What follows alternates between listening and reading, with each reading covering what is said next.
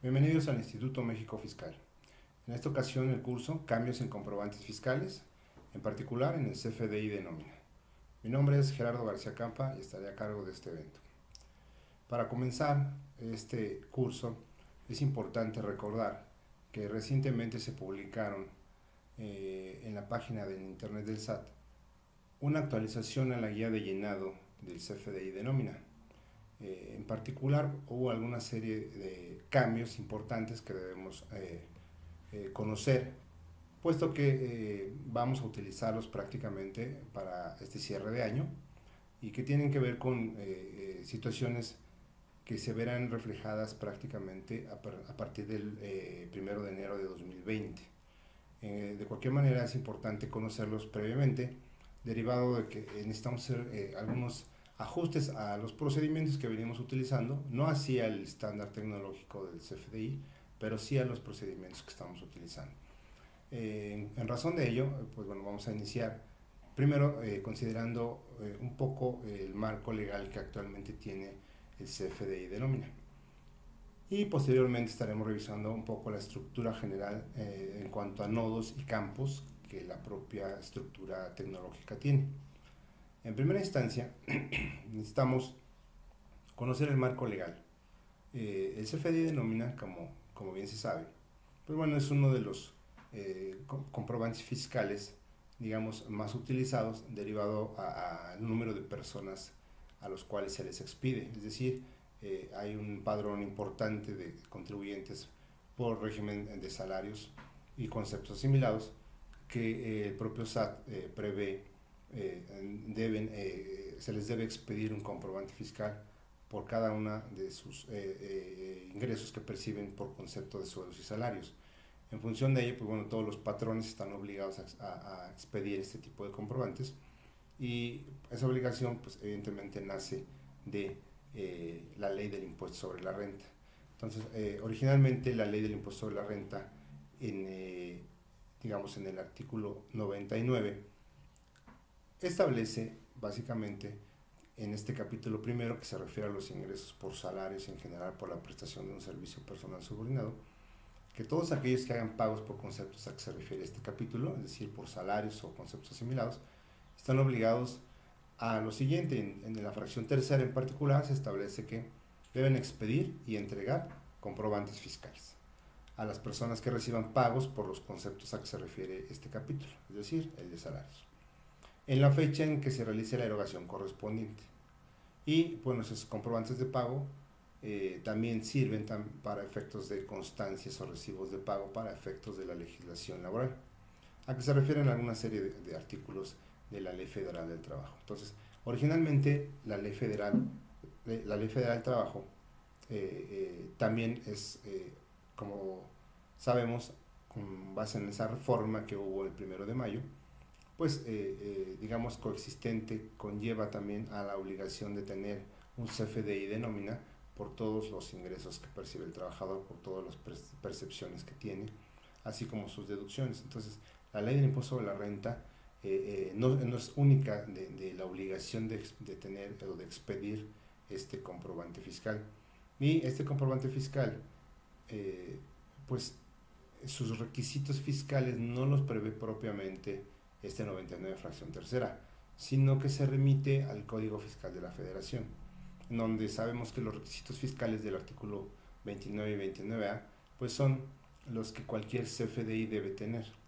Es cierto que esos preceptos pues no son los únicos que mantienen esta obligación legal de tener una serie de requisitos, sino que a su vez hacen lo propio para efectos de señalar que la resolución miscelánea fiscal es quien en su momento tendrá, digamos, el detalle de algunos de los comprobantes fiscales que se prevé deban ser por concepto de nómina.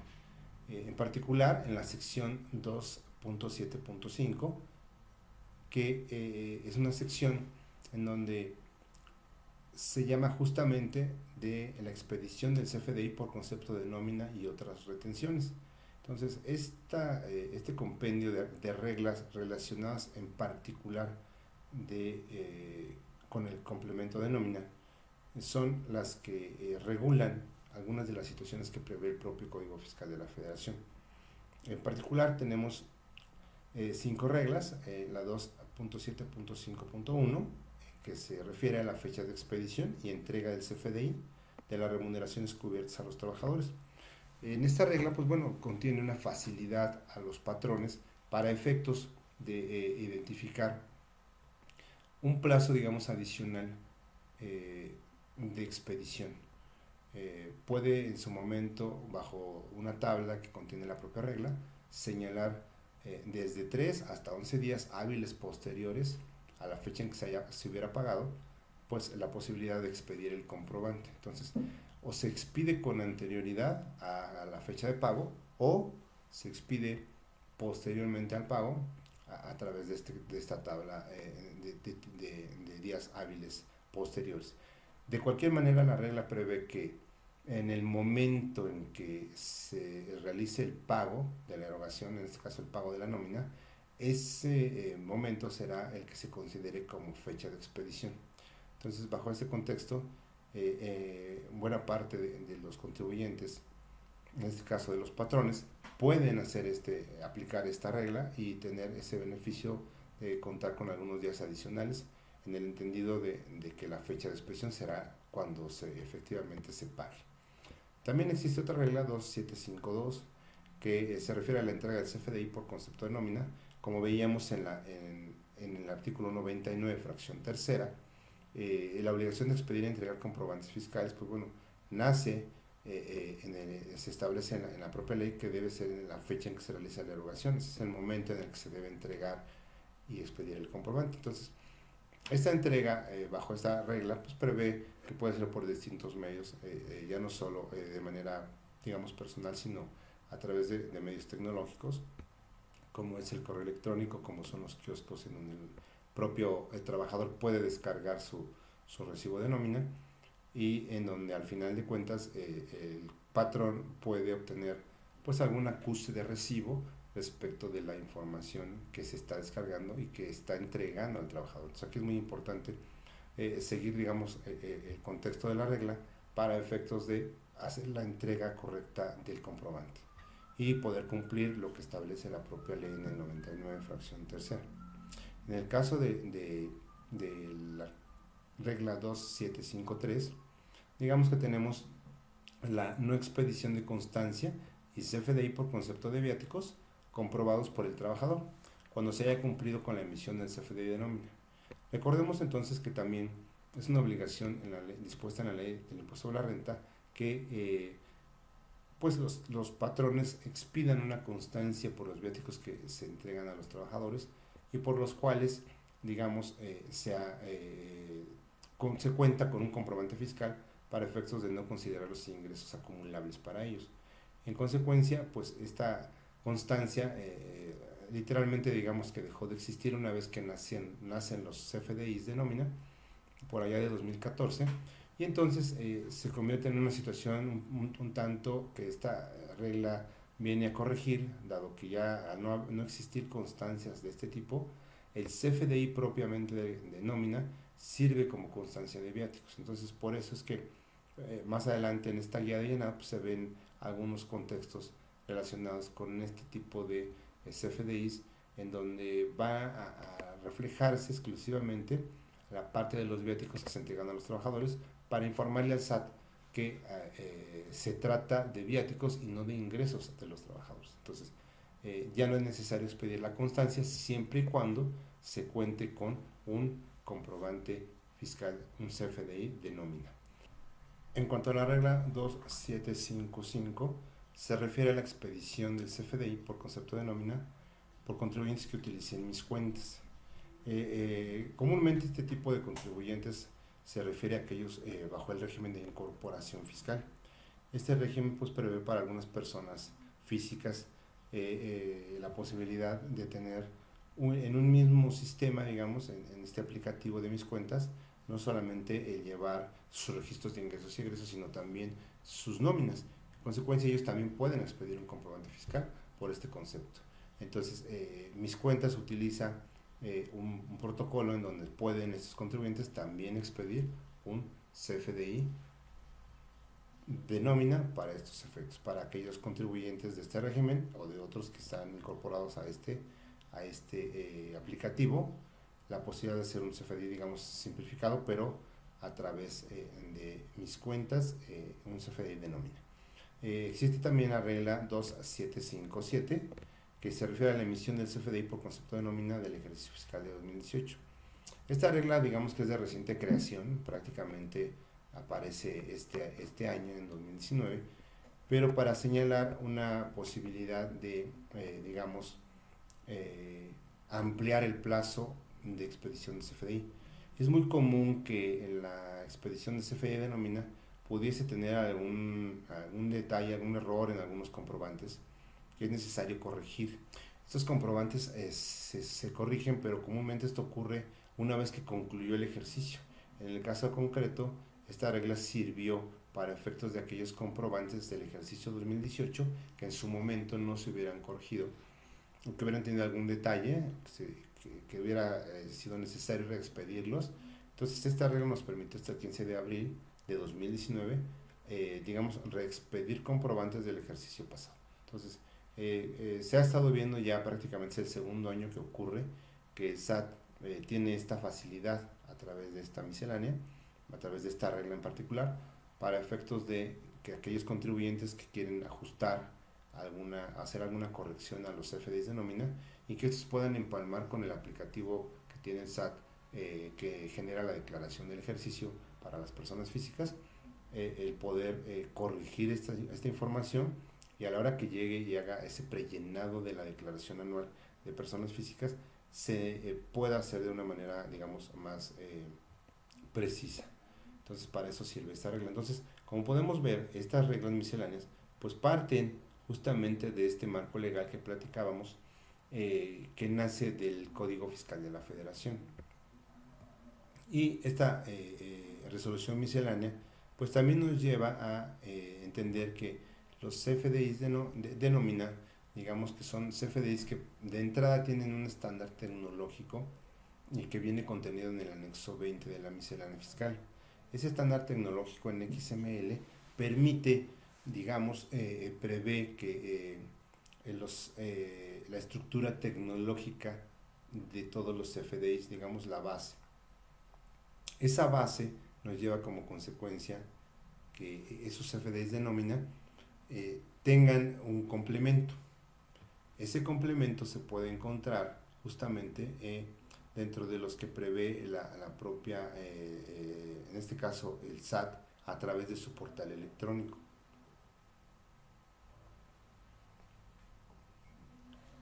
Ese complemento lo podemos localizar entonces en el portal. Prácticamente, si hacemos memoria, recordemos que nace por allá del año 2014 en su primera versión, la versión 1.1, y pues esta versión estuvo operando algunos años hasta que en 2017 se reestructura, se ajusta de acuerdo a algunas necesidades que tenía tanto el SAT como el Seguro Social, y crean una nueva versión 1.2 que ya va montada en la versión 3.3 de el CFDI. En consecuencia, se hace un CFDI de nómina pues ya más robusto, con información más precisa para efectos de que el SAT pueda tener, disponible de todos esos millones de contribuyentes por concepto de salarios, la posibilidad de tener esta información, de manera periódica, dependiendo de las nóminas. Pueden ser nóminas quincenales, semanales, en algunos casos de otra periodicidad, pero que al final del día puede delimitar plenamente las percepciones, las deducciones y todo lo que en esa nómina se incorpora. Entonces, esos complementos que están publicados en el portal de SAT, pues traen como consecuencia, evidentemente, un grado de complejidad importante, puesto que están hechos básicamente con un estándar tecnológico que es más entendible pues, por todas las personas de tecnología de información, todos los informáticos, y en consecuencia, la autoridad crea digamos, una especie de instructivo al que le llama guía de llenado.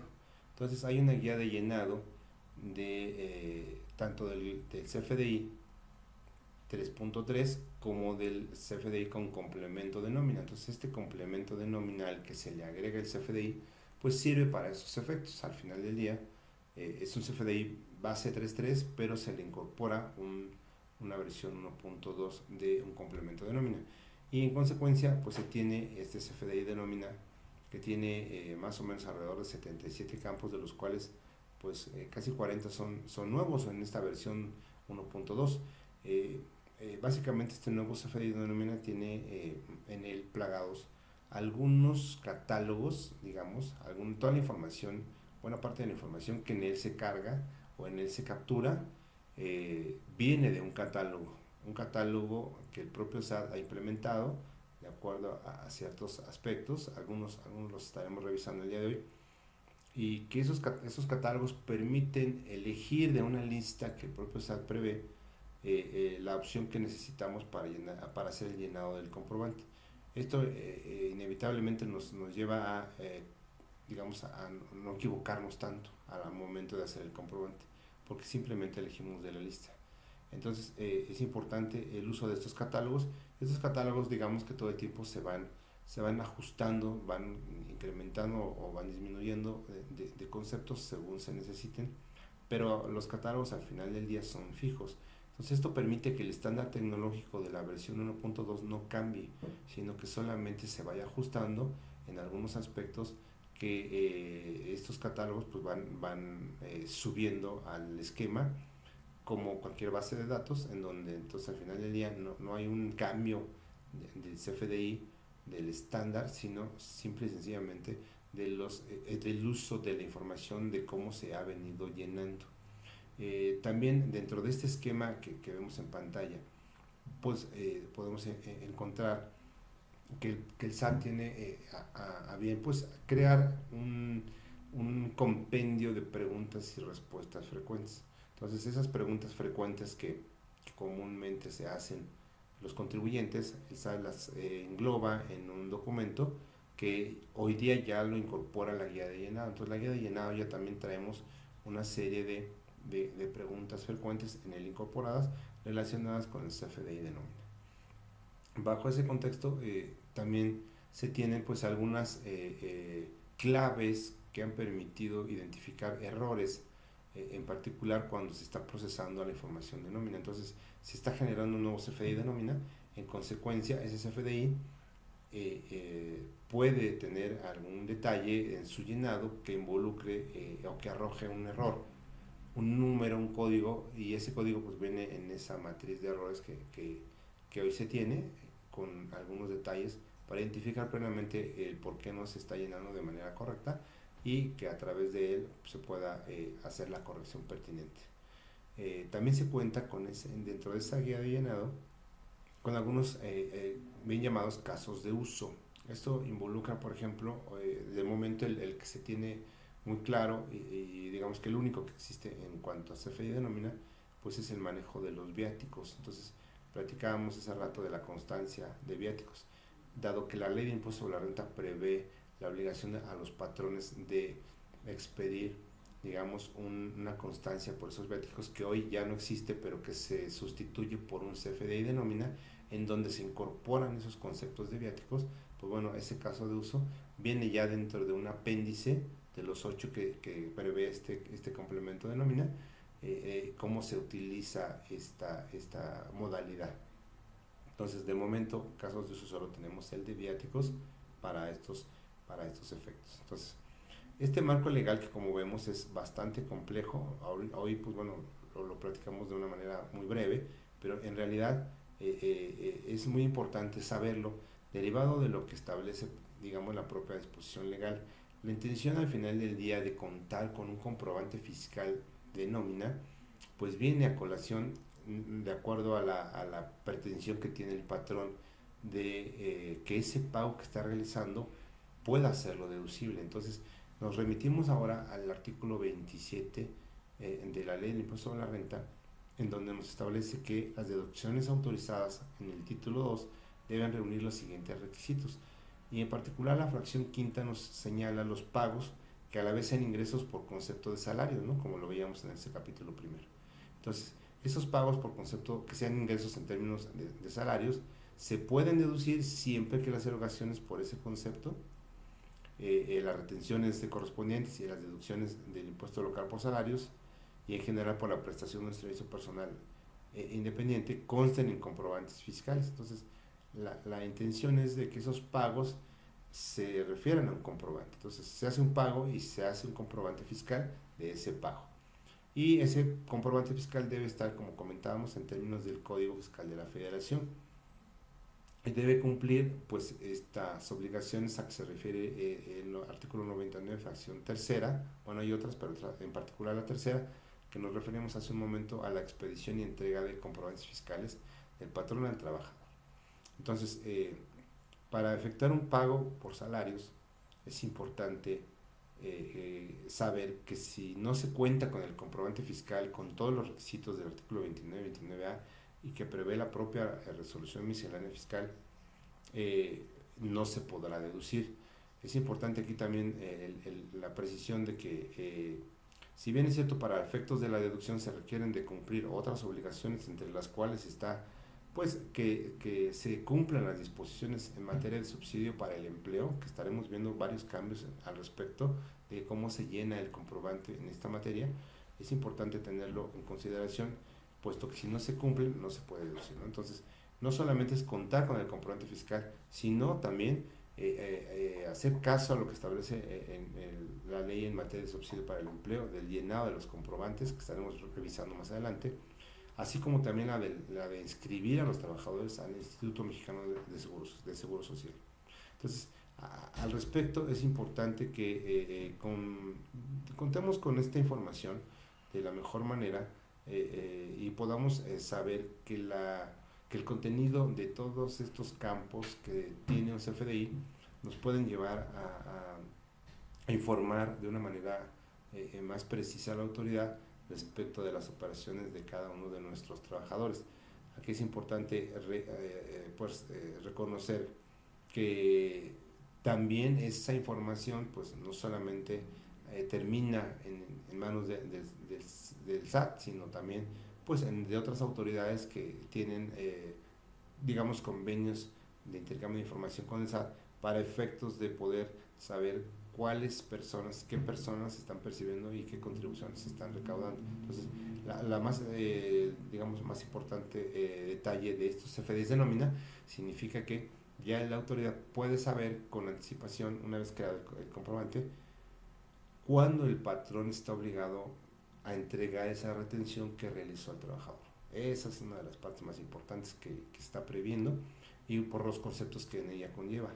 Entonces, ahí veremos que en este CFDI de nómina pues se tienen una serie de conceptos, de percepciones, que en algunas de ellas pues evidentemente tienen una parte, digamos, exenta en términos de la ley del impuesto a la renta, o bien que algunos de estos datos son necesarios para otras disposiciones legales que, como pueden ser la Ley Federal de Trabajo o la ley del Seguro Social. Entonces, en esas dos leyes se prevén algunos cumplimientos de algunas obligaciones respecto de ese recibo de pago que se tiene para efectos de nómina. Entonces, es importante que una vez que hacemos este recuento de este marco legal que involucra tanto a la ley como a la miscelánea fiscal, pues ahora procedamos a ver un poco la estructura general de los nodos y los campos que contiene un CFDI de nómina. En particular, pues bueno, revisando el hecho de que el recibo de nómina cuenta con una serie de nodos y campos. Vamos a decir que en el encabezado podemos ver el nombre de los nodos. Hay un nodo general que se llama nómina y de ahí se desprenden, digamos, estos otros 5 nodos, que son el nodo emisor, el nodo receptor, el nodo percepciones, el nodo deducciones, el nodo otros pagos y el nodo de incapacidad. Entonces, podemos observar ahí que cada uno de estos nodos tiene una serie de campos. Y a su vez, digamos, otros nodos que están remarcados en negritas, en donde cada uno de esos tienen a su vez campos que aportan la información relacionada con ese tema de ese nodo. Entonces, en particular vemos, por ejemplo, en el nodo nómina, pues información general del CFDI, como lo es pues la versión, que en este caso estaríamos hablando de la versión 1.2, el tipo de nómina, pues ya veremos más adelante, ¿no? Pues nómina ordinaria o extraordinaria, la fecha de pago, la fecha inicial de pago, la fecha final de pago, el número de días pagados y pues el total tanto de deducciones como de percepciones y como de otros pagos. Entonces, una vez que existe una percepción, una deducción o algún otro pago, evidentemente tendrá su cabida acá en un gran total. Entonces, este nodo nómina, pues digamos que es el general para efectos del comprobante, y que en algunos de estos casos veremos resulta de gran interés algunos cambios. De hecho, en esta lámina, pues ustedes pueden ver que en algunos de los campos que estamos presentando ahí están en azul. Esos campos básicamente son algunos de los que estaremos platicando el día de hoy, porque esos campos son los que se modificaron. Recordemos que este curso está enfocado eminentemente y solo para efectos de los cambios que hubieron a partir del 14 de octubre de 2019, que tienen relación con estos nodos que estamos viendo en pantalla, ¿no? Entonces, vamos a revisar hoy exclusivamente los cambios, las modificaciones que se hicieron a esta guía de llenado para efectos de actualizarnos respecto a un tema que ya prácticamente habíamos tenido un último ajuste en 2017. Entonces hoy se hace un nuevo ajuste y este ajuste pues involucra el hacer ciertas operaciones, ciertos procesos de una manera un tanto diferente a lo que lo veníamos platicando. Bueno, el nodo emisor entonces es un nodo en donde como podemos ver, se trata del patrón, prácticamente el emisor del comprobante de nómina es el patrón y en consecuencia el patrón pues, puede ser persona física o persona moral. Entonces ahí podemos saber si es persona física, evidentemente pues la curva es un dato que necesitamos que lleve. Y al final del día, como es un patrón, se trata de un registro patronal que debe tener él al final de cuentas porque está registrado ante el Instituto Mexicano del Seguro Social. También debemos tener un RFC del patrón y en algunos casos en donde la propia ley prevé algunas situaciones, digamos, del apartado B del artículo 123 constitucional, en donde pues se refleja el trabajo para todo el sector burocrático. Bueno, pues hay algunas entidades que tienen la necesidad de tener un par de campos que se requieren y pues que bueno, ahí están plasmados. Entonces, para el patrón en general es básicamente su registro patronal y su RFC. Solo en el caso de que sea persona física tendrá la obligación de señalar su CURP. Bueno, eso es en la parte del emisor. En la parte del receptor, pues estamos hablando estrictamente del trabajador o bien del asimilado a salarios. Entonces, en el caso concreto del trabajador, pues bueno, son datos básicos que debe contener, entre los cuales pues son, digamos, generales, como es su CURP, su número de seguridad social, algo muy importante, pues la fecha de inicio de la relación laboral, su antigüedad, el tipo de contrato. Estaremos revisando una situación ahí en esta materia, sindicalizado o no sindicalizado, si es qué tipo de jornadas tiene, el tipo de régimen que se conlleva, el número de empleado, el departamento, etcétera. Tenemos una serie de datos exclusivamente del trabajador, que es quien recibe el CFDI de nómina. En esta materia, algunos patrones, digamos, tienen subcontratado al personal y en consecuencia ese personal que disponen para otras entidades o para sus clientes, deben en su momento informar del RFC de esa empresa en donde se está laborando y el porcentaje del tiempo que permanece en esa empresa. Esta situación es un dato, digamos, optativo, pero que aporta gran información a quien lo necesita. En este caso, pues evidentemente a la a la persona, en este caso contratante y contratista, según se refieran, entonces según sea el patrón. Aquí en particular pues se trataría básicamente de ese contratista que va a informarle al SAT en el RFC del contratante a donde se están prestando los servicios de sus trabajadores. Bueno, por ese lado, ese nodo receptor pues básicamente es datos del trabajador. Ahora bien, ¿qué más contiene CFDI de nómina? Bueno, pues en su estructura tiene todo el contexto de las percepciones.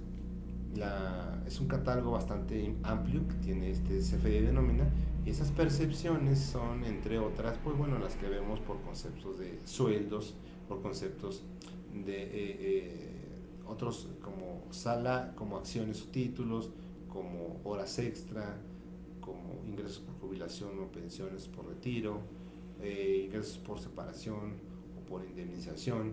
Entonces, hoy día este CFDI de nómina ya está catalogado bajo ese contexto, es decir, no es una lista nada más de percepciones, sino que lleva nodos en particular para aportar información adicional al SAT en relación con conceptos que le interesan, como los que estamos viendo en pantalla, ¿no? Como más adelante veremos, hay un plano en donde antes se permitía, por ejemplo, un comprobante fiscal que pudiera tener sus sueldos y digamos el último sueldo del trabajador antes de que se separara de la empresa, y también en ese comprobante podemos incorporar todos aquellos ingresos por separación. Hoy día la propia regla, lo estaremos viendo más adelante, ya no lo prevé así, ya prevé que sea por separado. Entonces esto es para identificar plenamente los conceptos que conlleva cada uno de estos nodos. Entonces en el caso de las percepciones es muy importante saber que estos campos se deben seguir, digamos, al pie de la letra y por separado para efectos de darle la información correcta al SAT. En cuanto al nodo de deducciones, pues bueno, también hay un catálogo en donde se establece qué tipo de deducción, a lo mejor ISR, a lo mejor las cuotas patronales, alguna situación en particular. Hay una serie de claves en donde se le va a decir al SAT a través de este nodo cuáles son todas aquellas deducciones a que se le está obligado el trabajador. Viene otro otro nodo muy importante, que es otros pagos. Básicamente la guía del CFDI de nómina prevé que los patrones puedan informar a través de este nodo algunos conceptos de pago que evidentemente no son ingreso para el trabajador. Entonces, al no ser ingreso para el trabajador, se separan y se ponen en un nodo que se llama otros pagos. Entonces, los que normalmente son ingreso para el trabajador, tanto grabado y parte de él pudiera tener exento, irán del lado de las percepciones. Pero en el caso concreto del nodo otros pagos, este nodo justamente sirve para eso, para identificar algunos conceptos que no son ingreso, pero que necesitamos hacerle saber al SAT. Algunos de los cuales, por ejemplo, son, pues como comentamos hace rato, la cuestión de los viáticos, ¿no? Algunos viáticos que el trabajador ya comprobó mediante un CFDI, y que entonces el patrón refiere bajo este contexto que se trata de que ese monto que se le depositó al trabajador en su cuenta por un concepto de viático, en realidad se refiere a eso. Y para poder identificarlo hay que generar un CFDI con esas claves que tienen que ver con viáticos, pero que no van, en el caso concreto, del lado de las percepciones, porque no era un ingreso, derivado que el trabajador sí logró, digamos, comprobar esos gastos con un CFDI, como lo establece la propia ley. Entonces, también en otros pagos vemos otros nodos relacionados con el subsidio al empleo. Más adelante estaremos revisando un poquito algunas generalidades del subsidio para el empleo que son muy importantes de saber previo al llenado de algunos cambios que prevé la propia disposición. Entonces, ese subsidio es muy importante para la autoridad, pues hacer cumplir la ley en esta materia. Y esa ley significa, al final del día, que se refiera concretamente a cuál fue el subsidio causado del ingreso correspondiente a cada trabajador. Entonces, más adelante veremos cómo ese subsidio se ve reflejado en un comprobante fiscal que amerita, al final de cuentas, un cumplimiento de la ley a través de este esquema del CFDI de nómina. También se tiene un nodo de compensación de saldos, en donde el patrón al final del día, o mejor dicho, del ejercicio, hace un recuento, hace un ajuste, un cálculo anual, en donde identifica con todos los ingresos del trabajador por el ejercicio a qué se hace acreedor, si a un impuesto o si le resulta a favor derivado de que se le retuvo una cantidad en exceso durante este periodo, el periodo correspondiente al año. Entonces, pues bueno, bajo este nodo se van a identificar cuál es ese saldo a favor y cómo se ha venido aplicando. Entonces es muy importante el conocerlo. Y finalmente tenemos el nodo de incapacidades, donde pues, simple y sencillamente se informará a la autoridad cuando el trabajador tenga incapacidades, el tipo de incapacidad, los días de incapacidad y el importe en pesos de lo que implicó esa incapacidad. Entonces, como podemos darnos cuenta, algunos nodos son meramente informativos, otros sí refieren a la identificación del ingreso, tanto grabado como exento, o bien del descuento o la deducción que conllevaría cada uno de estos comprobantes. Entonces, estos CFDIs denomina esa es su estructura y la ponemos en contexto y reitero, lo que está en azul son algunos de los campos que se modifican en esta nueva guía de llenado del CFDI de nómina para efectos de tomar, digamos, su vigencia o de iniciar vigencia a partir del 1 de enero de 2020. Entonces, todos los cambios que estaremos viendo van a ir en ese tenor.